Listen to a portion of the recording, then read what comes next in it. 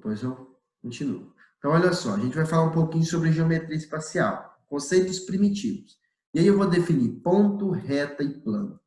Então, na geometria espacial, a gente tem esses conceitos aí, né? Geralmente, a gente coloca ponto, a gente representa por uma letra maiúscula do nosso alfabeto. Então, eu tenho um ponto aqui, o meu ponto A, eu representei por uma letra A maiúscula. Retas, né? A gente retrata a reta aí, a gente começa a chamar de reta por letras minúsculas. Então, o Rzinho aqui significa reta. Então, sempre letra maiúscula, letra minúscula, reta, para a gente poder auxiliar aí, fica mais fácil de entender. E aí a gente tem o plano, né? O que seria um plano? Aqui eu tenho um plano, como se fosse uma folhazinha aí no caderno, e eu represento por letras minúsculas, né? Do meu alfabeto grego. Então, aqui é do nosso alfabeto, e aqui é do meu alfabeto grego. O meu alfabeto grego, aqui eu tenho o meu alfa, né? Então, aqui seria o alfa. Então, observação, o espaço é o conjunto de todos os pontos. Então, sempre que eu tenho todos os pontos aí, eu digo que isso é um espaço. Então, vamos ver alguns postulados, né? Os meus axiomas ou postulados, né? Isso aqui depois a gente fala um pouquinho a respeito dessa nomenclatura, vai ficar mais fácil. Então, olha só, os meus postulados, existem alguns, né? Então, vamos lá. Postulados sobre pontos e retas. Então, o primeiro postulado, a reta é infinita, ou seja, contém infinitos pontos.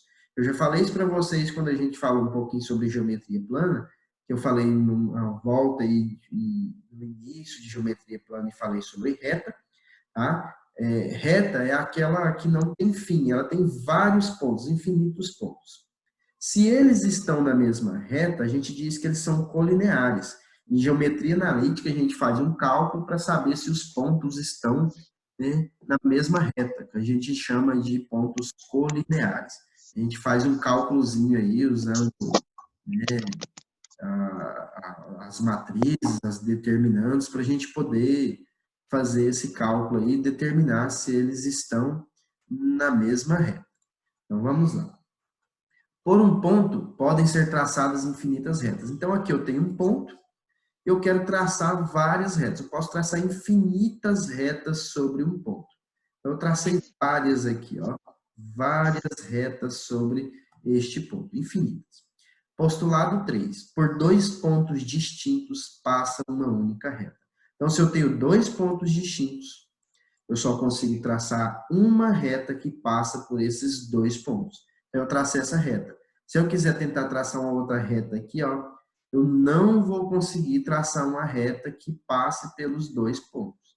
Então, a gente usa isso até em geometria analítica para a gente determinar, né, esse postulado, postulado 3. Agora, postulado 4. Um ponto qualquer de uma reta divide em duas semirretas. Então, eu disse para vocês lá o que era a semirreta, né? A semirreta é aquela que tem um início, mas não tem um fim.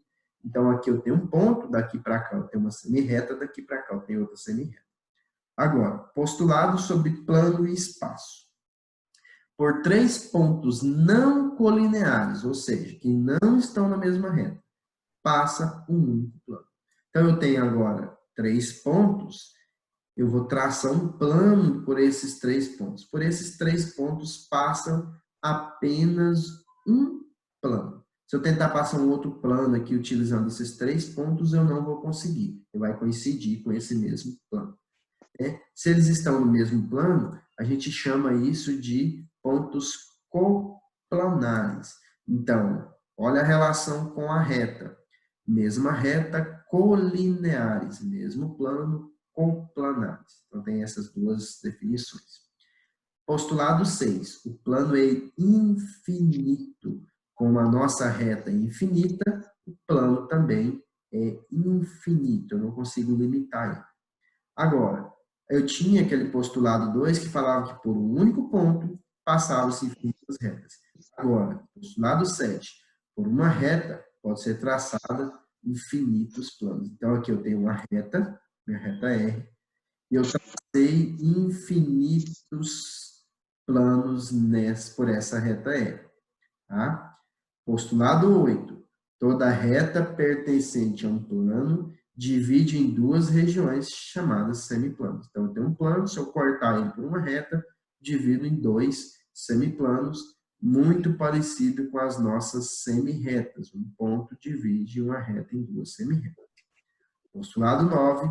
Qualquer plano divide o espaço em duas regiões chamadas semi-espaços. Então, eu tenho um plano, tenho um espaço, se eu passar um plano, eu vou dividir em duas regiões chamadas semi-espaço.